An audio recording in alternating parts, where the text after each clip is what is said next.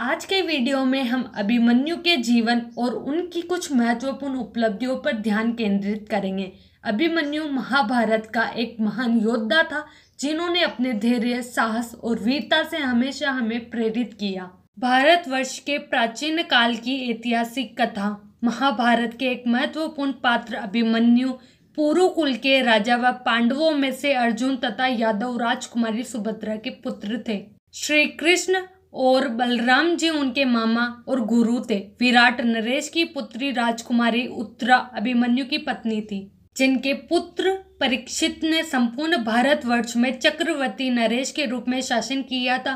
कथा में उनका छल और अधर्म द्वारा कारुणिक अंत बताया गया है, परंतु अभिमन्यु जैसी ख्याति किसी भी अन्य महाभारत योद्धा को नहीं मिल सकी। अभिमन्यु महाभारत काल के सर्वश्रेष्ठ योद्धाओं में से एक है तथा सबसे कम आयु के सर्वश्रेष्ठ योद्धा भी है। अभिमन्यु को द्वंद्व युद्ध में हराना असंभव माना जाता था। अभिमन्यु अर्जुन के पुत्र थे। 15 वर्ष की आयु में फाल्गुन मास में उनका विवाह उत्तरा से हुआ था। 16 वर्ष की आयु में आषाढ़ मास में जिस दिन ये महाभारत के युद्ध में वीर गति को प्राप्त हुए थे, उससे एक दिन पूर्व ही अभिमन्यु की पत्नी उत्तरा ने गर्भ धारण किया था। द्वापर युग में सबसे कम उम्र में स्त्री के शारीरिक सुख और संतान जन्म की प्राप्ति करने वाले वे इकलौते थे।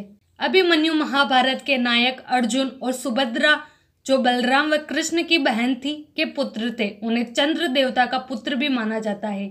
धारणा है कि समस्त देवताओं ने अपने पुत्रों को अवतार के रूप में धरती पर भेजा था, परंतु चंद्रदेव ने कहा है कि वे अपने पुत्र का वियोग सहन नहीं कर सकते हैं, अतः उनके पुत्र को मानव योनि में मात्र 16 वर्ष की आयु दी जाए। अभिमन्यु का बाल्यकाल अपने ननियाल द्वारिका में ही बीता। उनका विवाह महाराज विराट की पुत्री उत्तरा और बलराम की पुत्री वत्सला से हुआ। अभिमन्यु के पुत्र परीक्षित, जिसका जन्म अभिमन्यु के मृत्युपरांत हुआ, कुरुक्षेत्र के एकमात्र जीवित सदस्य पुरुष थे जिन्होंने युद्ध की समाप्ति के पश्चात पांडव वंश को आगे बढ़ाया। अभिमन्यु एक असाधारण योद्धा थे। उन्होंने कौरव पक्ष की व्यूह रचना, जिसे चक्रव्यूह कहा जाता था, के 7 में से 6 द्वार भेद दिए थे। कथनानुसार अभिमन्यु ने अपनी माता की कोख में रहते ही अर्जुन के मुख से चक्रव्यूह भेदन का रहस्य जान लिया था, पर सुभद्रा के बीच में ही निंद्रा मग्न होने से वे व्यूह से बाहर आने की विधि नहीं सुन पाए थे। अभिमन्यु की मृत्यु का कारण जयद्रथ था, जिसने अन्य पांडवों को व्यूह में प्रवेश करने से रोक दिया था। संभवतः इसी का लाभ उठाकर व्यूह के अंतिम चरण में कौरव पक्ष के सभी महारथी युद्ध के मानदंडों को भुलाकर उस बालक पर टूट पड़े, क्योंकि कोई भी कौरव पक्ष का योद्धा द्वंद्व युद्ध में अभिमन्यु को पराजित नहीं कर सकते थे। भगवान बलराम जी के रौद्र धनुष के सामने कोई भी योद्धा, चाहे वो कर्ण, द्रोणाचार्य, कृपाचार्य, अश्वत्थामा या दुर्योधन, कोई भी अभिमन्यु के सामने टिक नहीं सकते थे। अभिमन्यु को चक्रव्यूह के भीतर द्वंद्व युद्ध में पराजित करना असंभव था, जिस कारण कर्ण ने छल पूर्वक अपने विजय धनुष से पीछे से वार करके रौद्र धनुष को काट डाला। क्रोधित अभिमन्यु कुछ समझ पाते उतने में ही उनके रथ को द्रोणाचार्य ने प्रहार किया। देखते ही देखते अवसर पाकर सभी योद्धा अभिमन्यु पर टूट पड़े। दुर्योधन पुत्र लक्ष्मण को यमलोक पहुंचाकर अभिमन्यु दुर्योधन के सामने वंश विनाशक के रूप में घृणित हो चुके थे, क्योंकि दुर्योधन के बाद राजा के रूप में लक्ष्मण ही शासन करते। ऐसी स्थिति में सभी कौरव महारथी के क्रोध, छल और अधर्म का सामना अभिमन्यु को करना पड़ा, जिस कारण उसने वीर गति प्राप्त की, परंतु फिर भी अभिमन्यु ने अंत तक धर्म का त्याग नहीं किया। मामा श्री कृष्ण का एक नाम रणछोड़ भी है, परंतु अभिमन्यु की शिक्षा में उनके बड़े मामा श्री बलराम की शिक्षा अधिक दिखाई प्रतीत होती है। कर्ण ने अंतिम क्षणों में अभिमन्यु को ही सर्वश्रेष्ठ धनुर्धर मान लिया था। वे बहुत अधिक लज्जित थे। अभिमन्यु की मृत्यु का प्रतिशोध लेने के लिए अर्जुन ने जयद्रथ के वध की शपथ ली थी।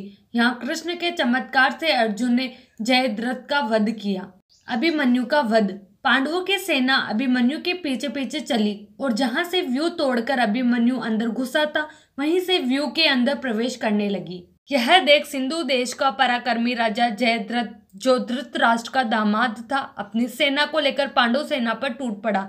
जयद्रथ के इस साहसपूर्ण काम और सूझ को देखकर कौरव सेना में उत्साह की लहर दौड़ गई।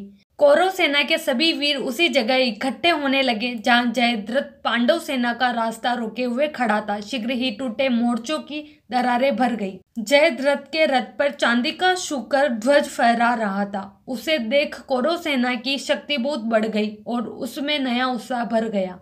व्यू को भेद कर अभिमन्यु ने जहां से रास्ता किया था वहां इतने सैनिक आकर इकट्ठा हो गए कि व्यू फिर पहले जैसा ही मजबूत हो गया।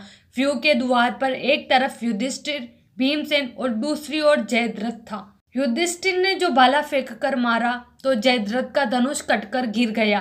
पलक मारते मारते जयद्रथ ने दूसरा धनुष उठा लिया और 10 बाण युधिष्ठिर पर छोड़े। भीमसेन ने बाणों की बौछार से जयद्रथ का धनुष काट दिया, रथ की ध्वजा और छतरी को तोड़फोड़ दिया और रणभूमि में गिरा दिया। उस पर भी सिंधुराज नहीं घबराया। उसने फिर एक दूसरा धनुष ले लिया और बाणों से भीमसेन का धनुष काट डाला। पल भर में ही भीमसेन के रथ के घोड़े ढेर हो गए। भीमसेन को लाचार हो रथ से उतरकर सात्विकी के रथ पर चढ़ना पड़ा। जयद्रथ ने जिस कुशलता और बहादुरी से ठीक समय व्यू की टूटी किलेबंदी को फिर से पूरा करके मजबूत बना दिया, उससे पांडव बाहर ही रह गए। अभिमन्यु व्यू के अंदर अकेला रह गया। पर अकेले अभिमन्यु ने व्यू के अंदर ही कौरवों की उस विशाल सेना को तहस नहस करना शुरू कर दिया। जो भी उसके सामने आता खत्म हो जाता था। आज के वीडियो में हमने अभिमन्यु के जीवन की कुछ महत्वपूर्ण पहलुओं को जाना। उनकी कहानी से हमें यह सीखने को मिलता है कि जीवन में संघर्षों का सामना करना और आगे बढ़ना कितना महत्वपूर्ण है। यदि आपको यह वीडियो पसंद आया हो तो कृपया करके लाइक करें और हमारे चैनल को सब्सक्राइब करें।